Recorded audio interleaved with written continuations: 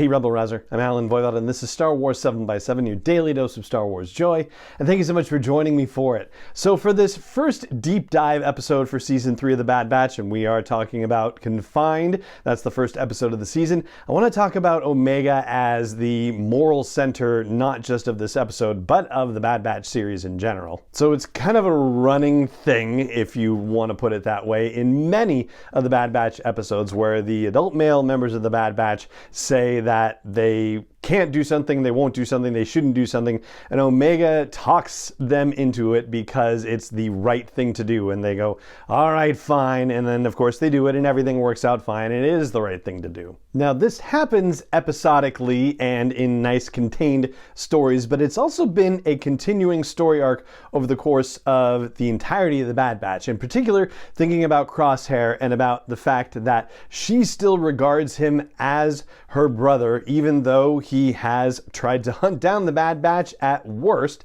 and at best has just rejected them.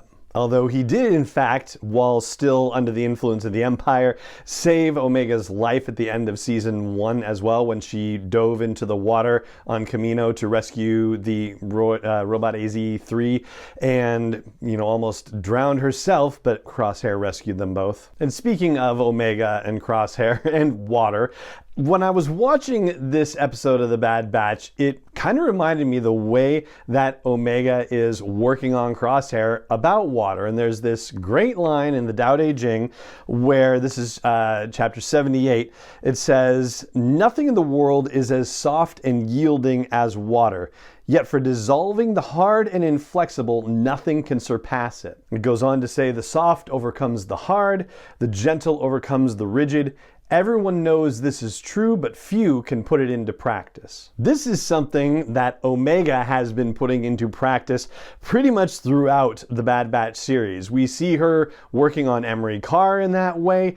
Doesn't quite crack her in time, but hey, certainly some progress was made because she got Emery to not actually dispose of the Tukadal and to even offer Omega the opportunity to go back to her cell, and Emery would pretend that nothing had happened so that Omega wouldn't get in trouble for getting Crosshair out and trying to escape.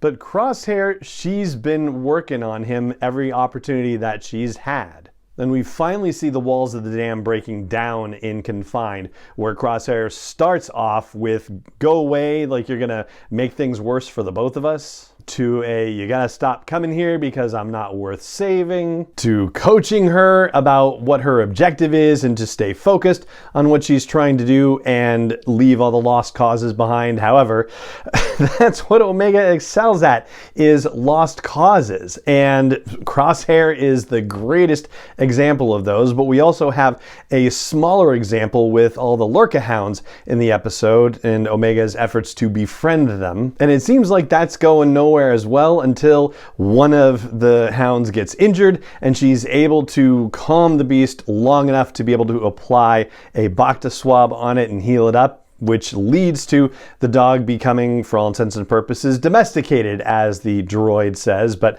then, of course, the droid wants to see the hound terminated because the domestication is a problem. So in that case, Omega acts to, as the saying goes, save what she loves.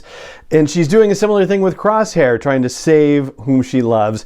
It's hard to say for sure whether she really loves Crosshair per se, but there's, different kinds of love, and this is sort of a philia kind of love, a brotherly, sisterly love, if you will, a love of comradeship and companionship, and a shared history as clones, because she also says she doesn't think any of the clones should belong in captivity there, and if she had her druthers, she would see them all saved. Now, when Royce Hemlock finds out about this, he derides Omega and says, yeah, you're just an idealistic child, and maybe there is a case to be made there as well. The whole thing about not finding what you hate but saving what you love is a really difficult concept if you dig into it, and we probably should do that on a future episode. But there's a moment at the end of season 2 where Omega has the drop on Hemlock and could do a galaxy worth of good by taking him out right in that moment, but it means that she would be sacrificing Hunter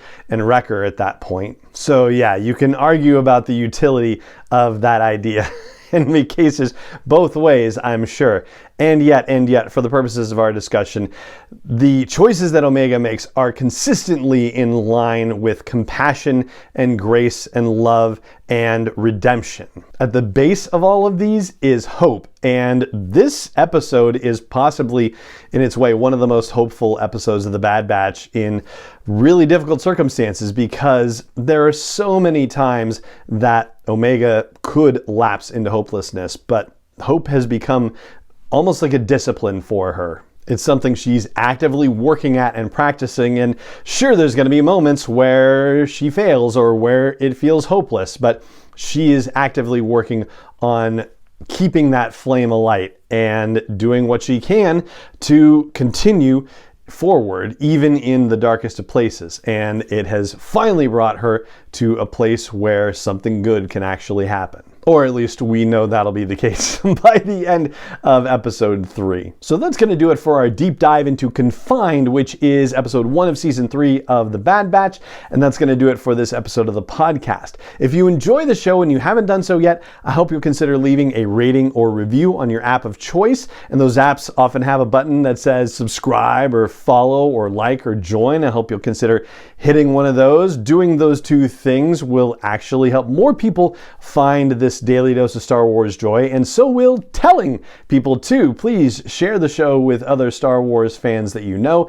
And if you really want to help support the podcast and its production here as we approach its 10-year anniversary, even for just $1 a month, you can do more if you like, but even for just $1 a month to help defray the cost of the show, you can join up at patreon.com/SW7X7. And it just remains for me to say thank you so much for joining me for this episode of the show as always, and may the Force be with you wherever in the world you may be. 7x7 is not endorsed or sponsored yet by Lucasfilm Limited, Disney, or 20th Century Fox, and is intended for entertainment and information purposes only. Star Wars, the Star Wars logo, all names and pictures of Star Wars characters, vehicles, and any other Star Wars related items are registered trademarks and/or copyrights of Lucasfilm Limited, or their respective trademark and copyright holders. May the Force be with them. All original content is copyrighted by Star Wars 7x7. We hope you love it.